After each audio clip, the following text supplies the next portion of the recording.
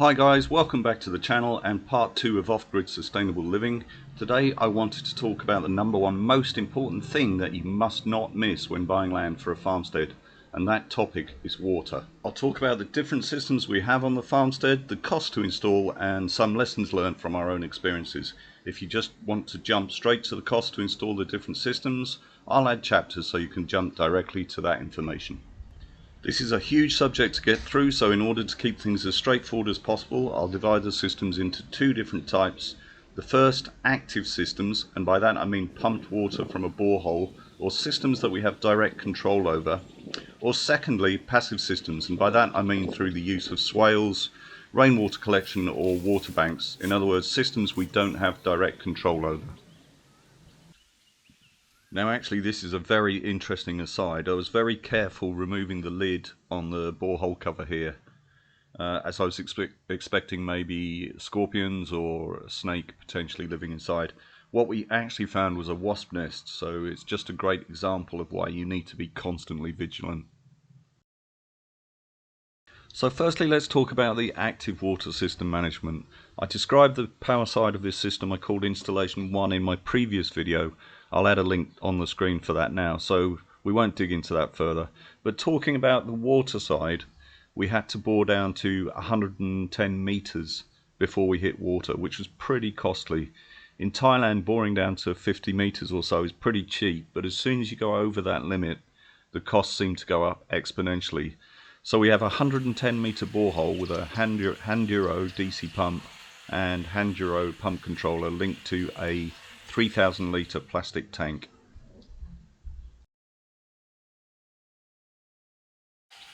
After the tank, the water is filtered and fed to a constant pressure pump which feeds the container style housing area for general domestic water use.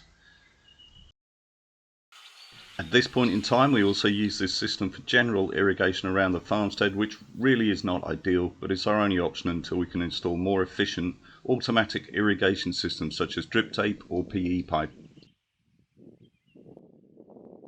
At the moment there's a huge amount of manual labour involved to keep plants alive during the potentially 6 months of the year that there's no rainfall, and at this moment we're watering from either buckets or a 150 metre hose.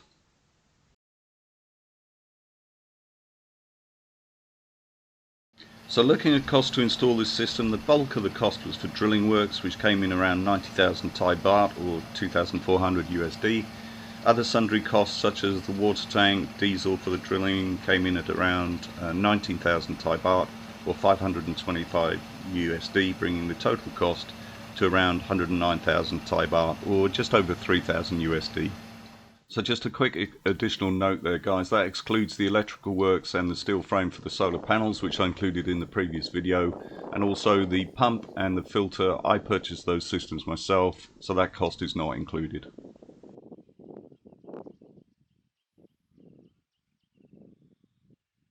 So there is one other active system that I mentioned in the previous video, and that is an irrigation pump that we've added here, which runs off the second PV installation, the 4.5 kilowatt one. Ultimately this will be one of several pumps we can use for irrigating the whole of the farm. It's pretty big at around 1.5 kilowatts from memory. Because it delivers at pretty high pressure, we'll have to install a PE pipe system for this to feed. In order to turn it on requires a bit of knowledge around how the switching works inside the container, which really needs to be changed. It's too complicated. This pump currently feeds two outlets, one at the top of the land and one halfway down the land feeding the first swale. Conveniently, this outlet works well from gravity alone, so it may be okay to use this as an automated drip tape system in the future. The next passive water system I want to mention is the rainwater collection from the workshop roof. In total we have 126 square meters of capture area, feeding a total of 6,000 litres of storage. This is a great way of collecting water, and it can easily fill these tanks in one heavy rainfall in the rainy season. I can see us expanding this system hugely to take some of the pressure off the borehole and groundwater systems. This is a fairly simple and straightforward way of adding water collection to your farmstead, and also is relatively cheap to do. Total cost for this system was 18,520 Thai baht or just over 500 US dollars. The next system we use is something that you rarely see in Thailand, at least in general use, and that's the use of permaculture swales. I'll do a separate video on this amazing yet so simple technology because it's really important. A swale is a ditch or mound of earth along a contour. This simply means that the swale matches the contour of the land and is level with itself. As soon as the water hits the swale, it spreads out along its length. The water then soaks into the ground and can store literally hundreds of thousands of litres of water. Over time this will completely recharge your groundwater and in most cases will mean the irrigation required will be greatly reduced.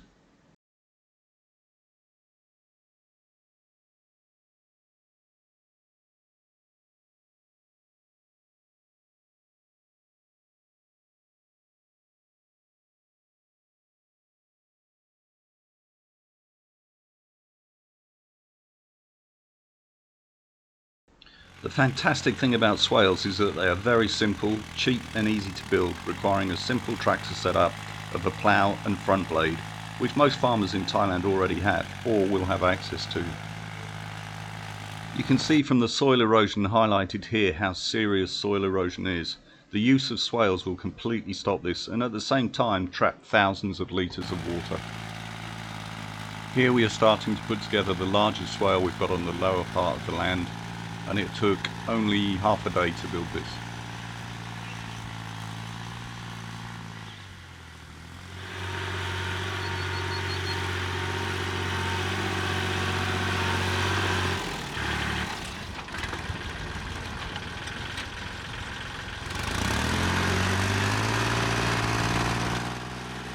So the cost to build a 100-metre swale is literally the hire of the tractor and driver and diesel for a day. That's roughly 1,500 to 2,500 Thai baht or 40 to 70 US dollars.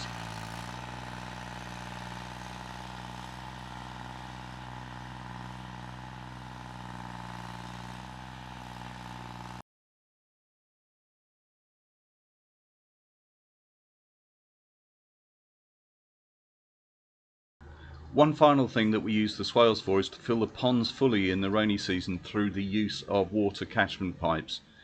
When the swales fill up, we divert some of this water directly into the ponds themselves.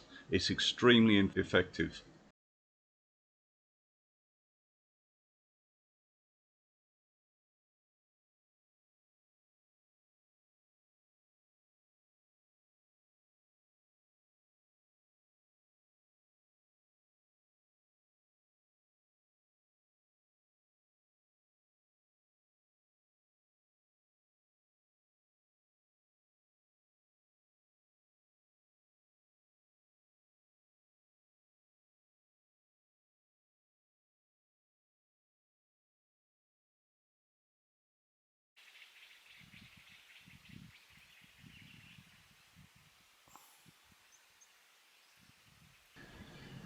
So let's look at the lessons learned. Before you even buy the land, look to see if there is any indication of water flow, such as gullies, small natural pond areas, etc. that have been wet at some point. If possible, always inspect the land during the rainy season. Swales, rainwater catchment, etc. are great value. They don't cost huge amounts to install, but they'll have a major impact and benefit to the land for little cost. Ask around the neighbours to see how easily they could find water or not, whether it's difficult, how far they had to drill down, etc. And catchment pipes are a great way to fill ponds, but also be very aware they can collect soil runoff and actually fill your pond full of soil. I should also mention what we've done to try to limit the soil ingress is to add a metal grate and gravel trap. Hopefully this should limit the problem.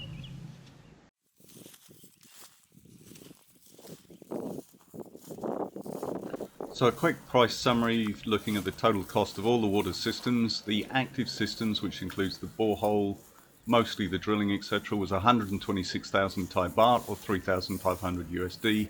The passive systems, including rainwater collection, the swales, catchment pipes etc., are 27,520 THB Thai baht or 761 US dollars.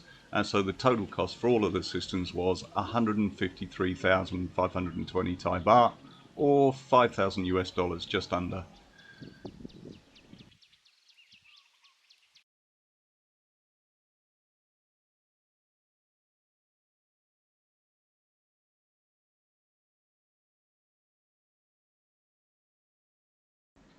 So I hope you found this video and lessons learned and costs useful. If you've got this far, thank you for your support, it's really appreciated.